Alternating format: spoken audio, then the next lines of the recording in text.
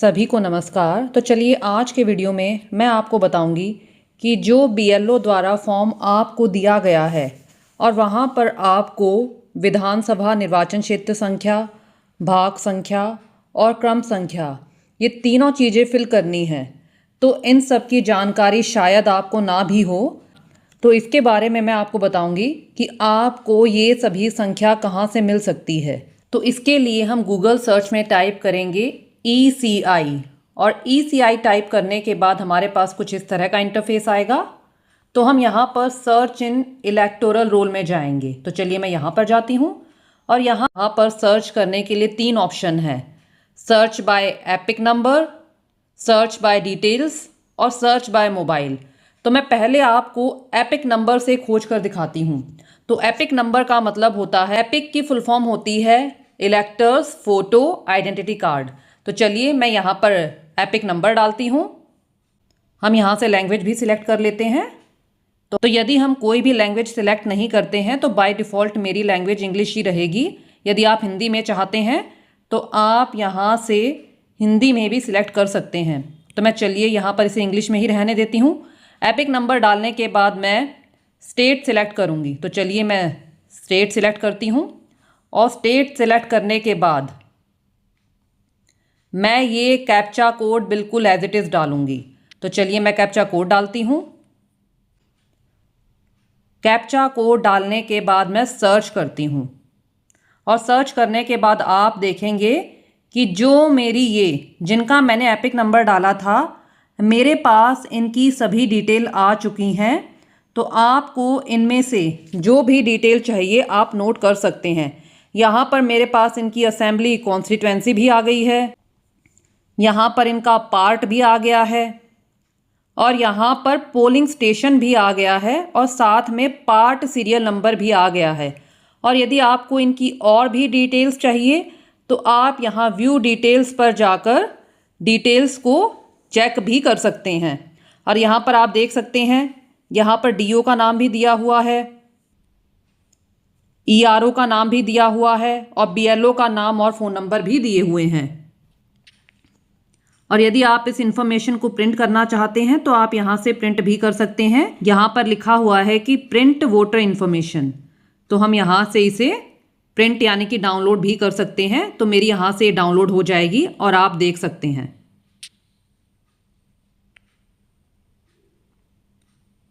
तो आप देखेंगे कि ये इन्फॉर्मेशन डाउनलोड भी हो गई है। तो चलिए मैं बैक जाती हूँ और बैक जाने के बाद अब मैं आपको विवरण यहाँ पर सर्च बाय डिटेल्स पर जाकर विवरण खोज कर दिखाती हूँ। तो हम यहाँ पर जाएंगे और यहाँ पर जाने के बाद मैं यहाँ पर पहले नाम डालूँगी। नाम डालने के बाद रिलेटिव का नाम, जो नाम इनके वोटर कार्ड में रिलेटिव का नाम है। यदि इनके वोटर कार्ड में माता का नाम है तो आप माता का नाम डालेंगे, पिता का नाम है तो पिता का नाम डालेंगे। यानी कि इनके वोटर कार्ड में जो भी नाम होगा तो आपने वही डालना है। तो चलिए मैं आपको ये सारा फॉर्म फिल कर और फिर सबमिट कर दिखाती हूँ। तो आप देखेंगे कि मैंने इनकी सभी डिटेल्स फिल कर दी हैं। सबसे पहले हमें यहाँ पर स्टेट सिलेक्ट करना था, हमने वो कर दिया। इसके बाद नाम के बाद इनके रिलेटिव का नाम, फिर डेट ऑफ बर्थ, उसके बाद मेल है या फीमेल, फिर डिस्ट्रिक्ट और फिर इनकी कॉन्स्टिट्यूएंसी यानी कि असेंबली कॉन्स्टिट्यूएंसी। तो आप यहाँ पर ध्यान दें, जिन पर स्टार मार्क है वो कॉलम्स फिल करने मैंडेटरी हैं। जिन पर स्टार मार्क नहीं है आप वो नहीं भी फिल करेंगे तो भी आपको डिटेल्स मिल जाएंगी। तो चलिए सभी डिटेल्स फिल करने के बाद मैं सर्च करती हूँ और सर्च करने के बाद आप देखेंगे कि मेरे पास इनकी भी सभी डिटेल्स आ गई हैं। जिस तरह हमारे पास पिछली बार डिटेल्स आई थी उसी तरह हमारे पास ये डिटेल्स भी आ गई हैं। तो आप यहाँ व्यू डिटेल्स पर जाकर इनकी डिटेल्स चेक कर सकते हैं। तो चलिए अब मैं यहाँ से बैक जाती हूँ और बैक जाने के बाद अब मैं आपको मोबाइल नंबर से सर्च कर दिखाती हूँ।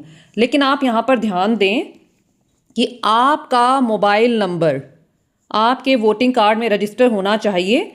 यदि आपका मोबाइल नंबर वोटर कार्ड में रजिस्टर नहीं होगा तो आपके पास ये मैसेज शो करेगा। मैं आपको दिखाती हूँ। जैसे मैंने अभी ये नंबर डाला तो मैंने यहाँ पर ये मोबाइल नंबर डाला और ये कैप्चा कोड डाला। अब मैं सेंड OTP करती हूँ। सेंड OTP करने के बाद आप देखेंगे कि जो ये नंबर मैंने डाला है ये रजिस्टर्ड नहीं है, इसीलिए मेरे पास ये मैसेज आया कि mobile number not registered, check the mobile number state selected, यानी कि जो मैंने मोबाइल नंबर डाला है वो मोबाइल नंबर रजिस्टर्ड नहीं है। तो इसीलिए आप वही मोबाइल नंबर डालें जो आपका रजिस्टर्ड हो। तो चलिए अब मैं यहाँ पर एक रजिस्टर्ड मोबाइल नंबर डालती हूँ और फिर आपको दिखाती हूँ। तो आप देखेंगे कि मैंने यहाँ पर ये रजिस्टर्ड मोबाइल नंबर डाला है, फिर मैंने ये कैप्चा कोड डाला है। अब मैं सेंड OTP करूँगी और सेंड OTP करने के बाद जो मैंने ये नंबर डाला है इस पर OTP जाएगा। तो चलिए मैं सेंड OTP करती हूँ और सेंड OTP करने के बाद आप देखेंगे कि जो रजिस्टर्ड मोबाइल नंबर है उस पर OTP गया है। तो चलिए अब हम OTP डालते हैं। और आप यहाँ पर ध्यान दें कि जो OTP आपको दिया है यहाँ पर ये टाइमर चल रहा है, आपने यहाँ पर ये टाइमर चल रहा है, आपने इसके अंदर ही OTP डालना है। तो चलिए OTP डालने के बाद मैं इसे सर्च करती हूँ और सर्च करने के बाद आप देखेंगे कि मेरे पास जो ये बेनिफिशरी हैं जिनका मोबाइल नंबर भी वोटर कार्ड में रजिस्टर्ड है, इनकी सभी डिटेल आ गई हैं। यानी कि जो डिटेल्स हमें फॉर्म में फिल करने के लिए चाहिए, district, assembly constituency, part serial number, और यदि आप इनकी भी यहाँ से व्यू डिटेल्स करना चाहते हैं तो आप यहाँ से व्यू डिटेल्स कर सकते हैं। और यहाँ पर आप देख सकते हैं कि यहाँ पर इनकी DO का नाम भी आ गया है, ERO का नाम भी और BLO का नाम भी और फ़ोन नंबर भी।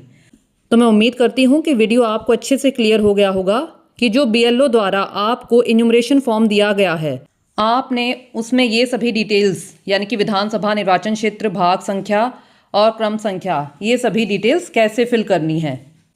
तो मैं बैक जाती हूँ और बैक जाने के बाद यदि आपको लैंग्वेज चेंज करनी है तो आप यहाँ से इसे हिंदी में भी कर सकते हैं।